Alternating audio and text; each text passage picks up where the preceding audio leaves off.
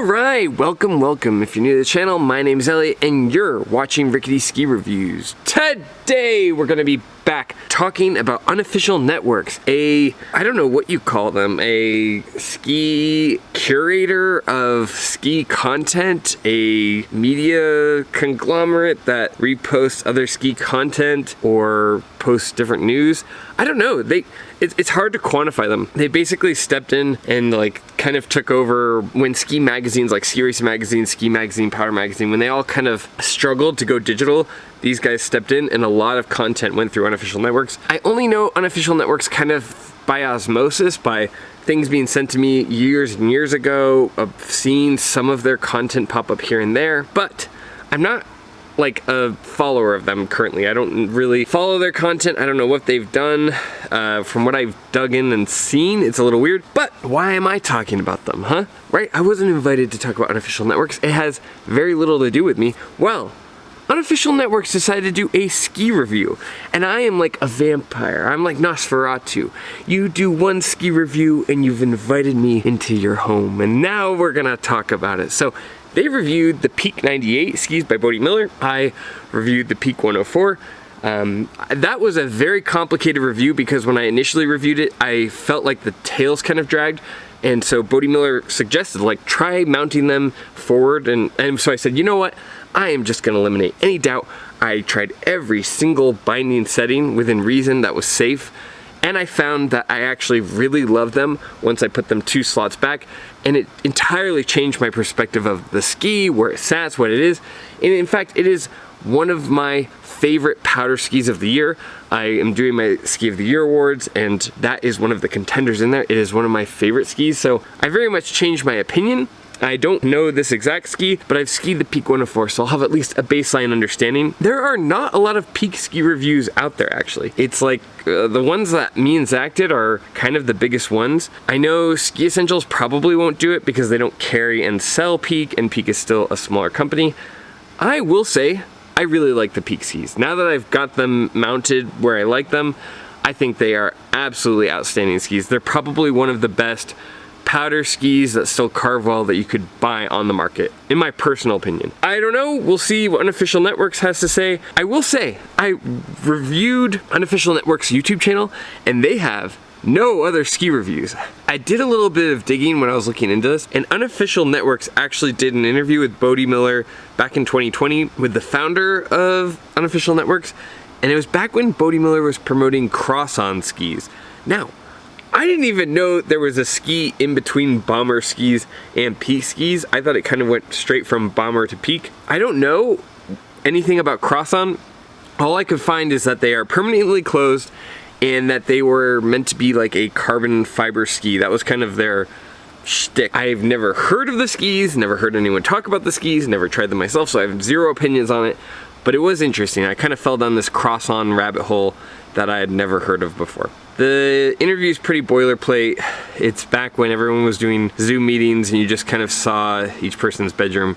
There's not a lot to write home about, but these guys seemed to have a previous relationship, at least they've interacted before. But I am interested because nobody else has really reviewed the Peak skis.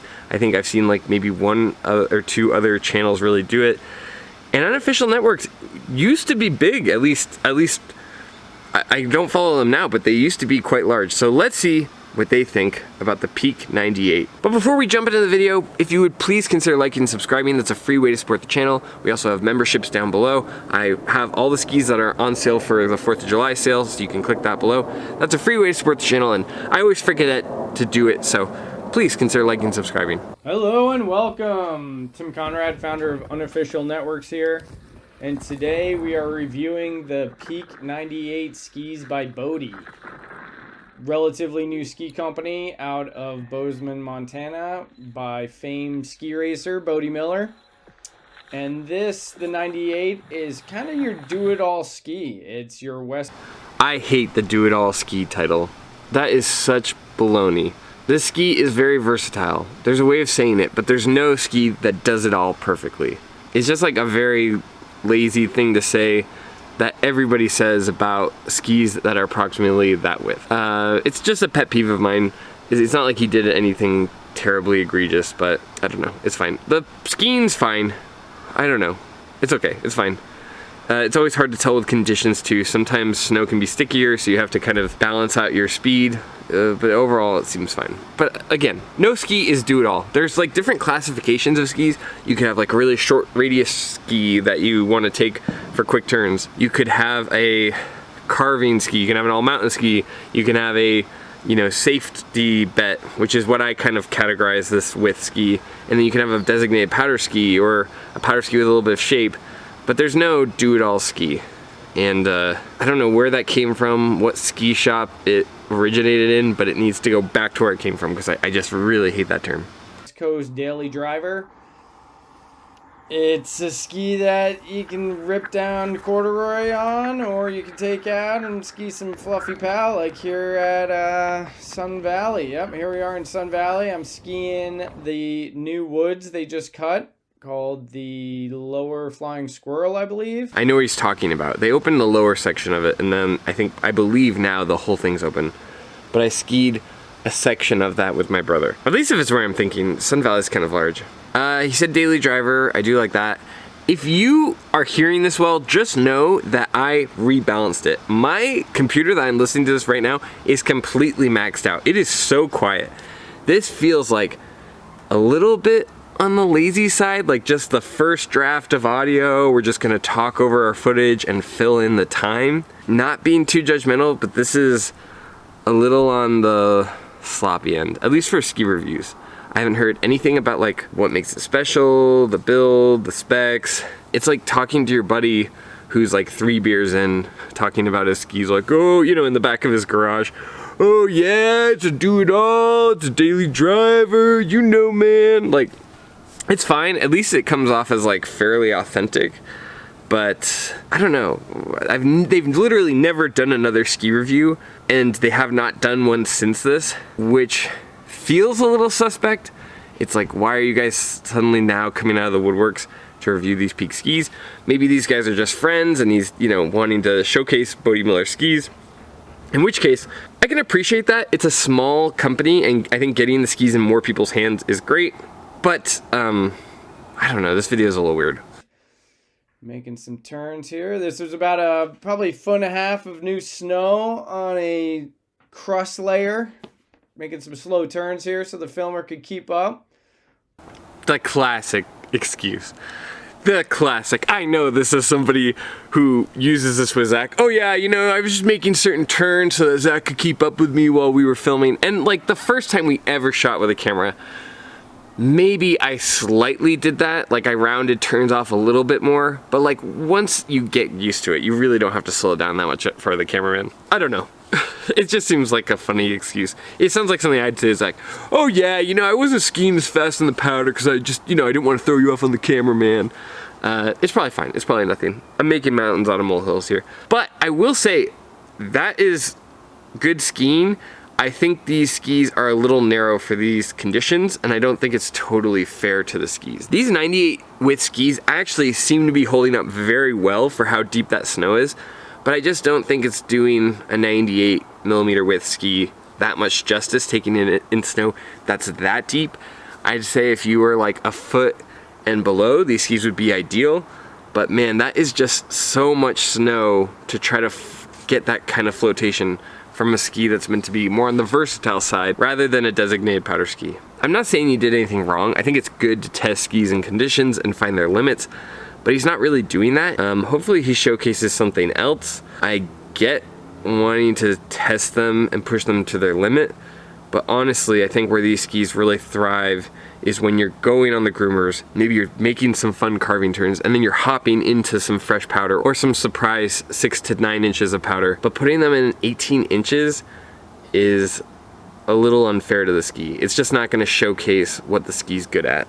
Nothing like terrible though. This is actually weirdly better than the curated ski reviews. Powdery conditions, skis ski great. In this particular run, really wanted to keep the tips out from diving so that we wouldn't get snagged on anything. And then here we are. This is the front side of Soldier Mountain. Okay, 2 things. The ski skied great. Remember that guy from Curated that was like, These skis are really good on snow. This is the equivalent of that. The skis skied great. The skis did the skiing. They're really good skiers. The skis are good at skiing. The skis skied great.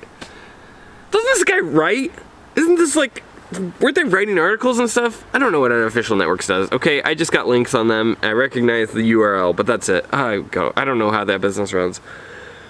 The skis skied great. God help me. The skis skied great. Okay, whatever. Let's get past that. Now, let's look at his skiing. I've unfortunately freezed the frame here. Now, if you're on the East Coast, you might have a little bit of understanding for this guy because you can't ski that firm on your edges. However, this is Sun Valley. Sun Valley, I have been at dozens of times because we trained there on my ski team. We did all of our fall camps there, all of our Christmas camps. We had races there. I'm very, very familiar with Sun Valley. I even lived there for a few months in the summer. I've skied here a ton of times. They do not have anything that boilerplate. Even on the groom runs, this guy does not have downhill ski pressure. He's kind of tilting, his body's all one unit, and it's all kind of slanting to the side. Now that's fine, but just, it's hard for you to gauge the changing in shape of a ski if you're not really standing on the downhill ski. I really don't care how anyone skis. I don't try to be critical of just everyday people, but when you are kind of coming off as an expert to review skis, that's when you open yourself up to this. And I can be understanding of different conditions, but of all the turns I'm seeing, there's not nearly enough downhill pressure for someone to be critical, really critical, of how a ski carves.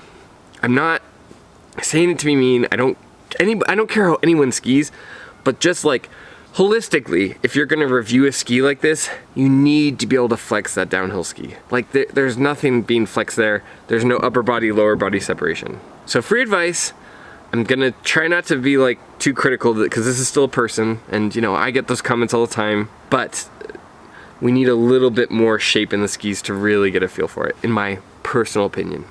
Early morning, first run. Groomer, we're skiing firm. Relatively fast. I'm not skiing very fast there, but kind of cruising, warming it up. This was the first day at Soldier. We did some front side laps and then hopped over and did some cat skiing off the backside, which I think is... Yeah, he skis like very much with his skis together. That could be a combination of like how people skied in the 90s when you were on straight skis. The skiing with your feet close together also, I've seen a lot of people from Tahoe that ski like this. I know that him and his family are from Squaw. Mostly people who are older and are from Squaw area. They used to call it like hot dogging with their feet close together. It could just be a coincidence, I don't actually know, but I've seen a handful of other people ski like that from Tahoe. Anyway, it's like people from New Hampshire, when Bode Miller was really up and coming, there were a ton of people skiing on the backs of their boots trying to turn them around. I don't know. Could just be a coincidence. The next clip. But on the group... Yeah, it's fine. I know some of my older reviews maybe fall into that too, but he's really not saying much. He's like, yeah, they went in the powder, but I was really fighting to get my tips up above them. It's like, yeah, but those skis are 98 millimeters. You're taking them in 1.5 feet of snow. You gotta have a little more width there. And then, oh yeah, they're going pretty well on the groomers, but then he's not carving. I don't know. Is this what they think a ski review is? Is this how little they think of us? Like the ski footage itself isn't half bad, but the commentary is not great. Bode, if you're watching this, okay, I know that you are pretty active with watching the peak content. I'd love to review more widths of this. I'm happy to do whatever it takes to make that work, but I would love to review more of your skis because I feel like this really isn't doing them justice. And no hate towards Unofficial Networks. I think that they're probably really good at what they do, which is curating content and writing articles, I think, but this is not it. This is, maybe it's a first attempt, but they haven't done anything since then. Just, if you have more skis, let me showcase them, because I really feel like they could be showcased in a more fair light. Anyway. Amazing edge grip. Don't need edge grip for this run. This is backcountry skiing in Idaho via cat. Super soft conditions. Yeah, peak 98s. They're awesome. I mean, 98's plenty of width for conditions like this. You don't need anything wider than 98. And they perform great. Absolutely loved them. They're rad, rocking skis. And if you're looking for that one ski quiver, this might be it. So check them out. Peak 98s. Okay, this is pretty good conditions actually. Everything else I said, this is actually pretty good snow. Now, for backcountry skiing, you could argue that that might not be your best choice. All these cat skiing, so you don't have to worry about weight going up and down the hill. This is probably fine. I don't know. When I think cat skiing, I think of like going out to Targhee during a big storm. If you're like cat skiing in really, really deep conditions, I would just go with something wider. Go with Peak's wider ski, honestly. I don't know. Hey, just this review is like a review that really says nothing. Like, oh, you want to do it all ski? Come get it here. Like that is, I basically said the equivalent of what this guy said. 2 minutes is really short for a ski review. I know like all the content creators right now are really focused on short content, but man, this is really short. Okay, I got one comment that I can't see, so it must be hidden. Got 1,300 views 3 months ago, and this channel has 200,000 subscribers almost. How does a channel that has 5 times more subscribers than Ski Essentials not have more views or more comments or more engagement? Probably because they don't normally do ski reviews. Yeah. What's the other one? Ski Talk. Ski Talk did a video. 600 views 5 months ago? These people got the skis before I did. How? And they got multiple skis. Yeah. Okay. Whatever. That doesn't matter. It just is weird. 5 likes, 1,300 views. I don't know, whatever. It's a very interesting ski. It's a very exciting ski. I'm surprised they weren't able to drum up more.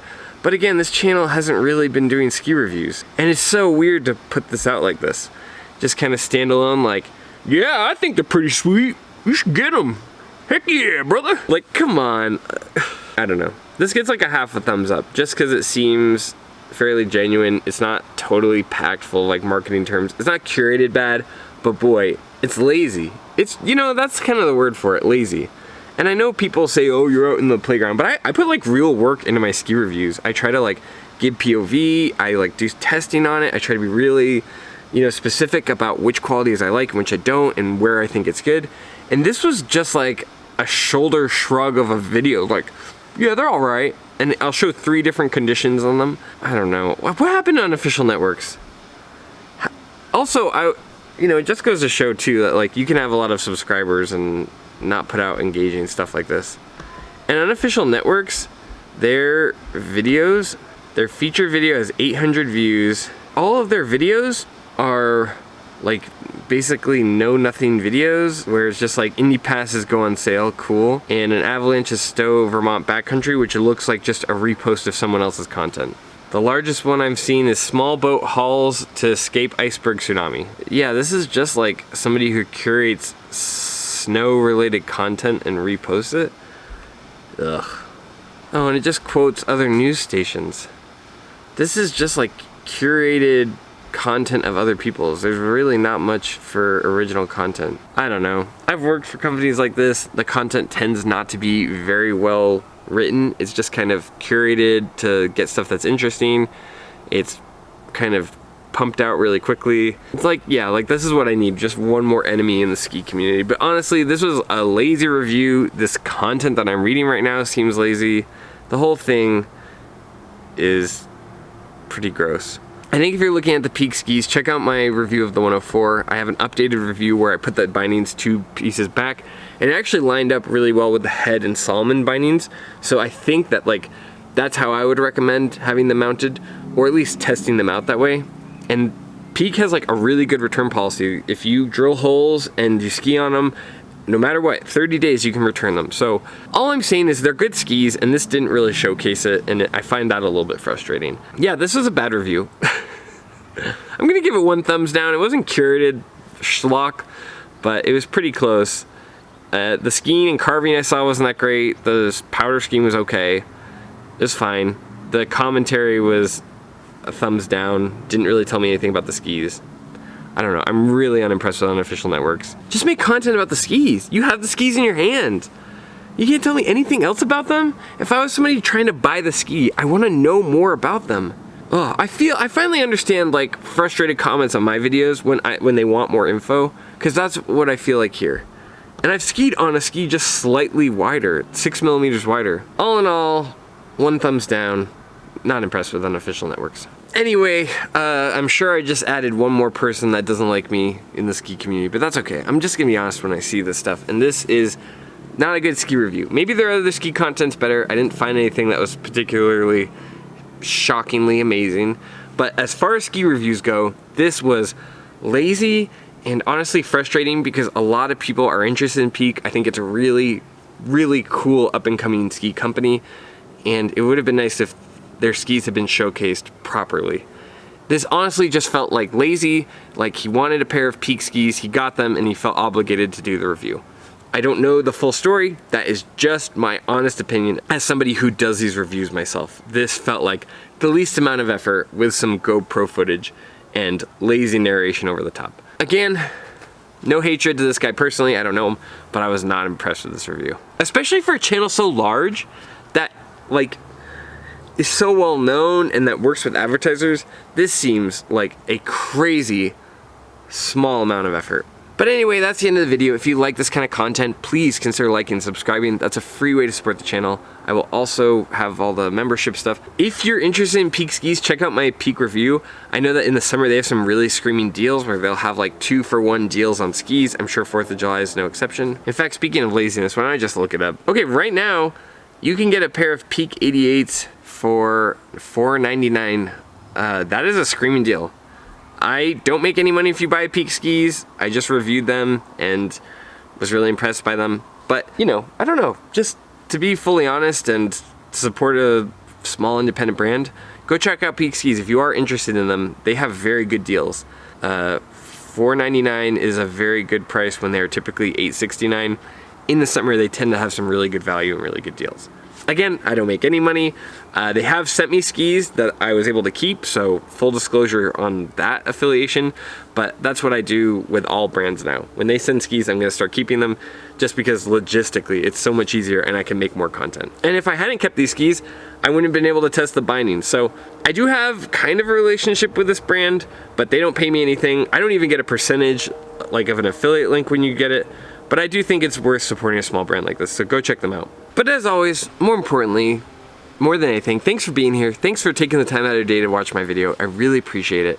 I know that you guys do that, and without you guys, I wouldn't have been able to get on these Peak skis in the first place, so thank you so much for being here. And as always, I'll see you in the next one. See ya.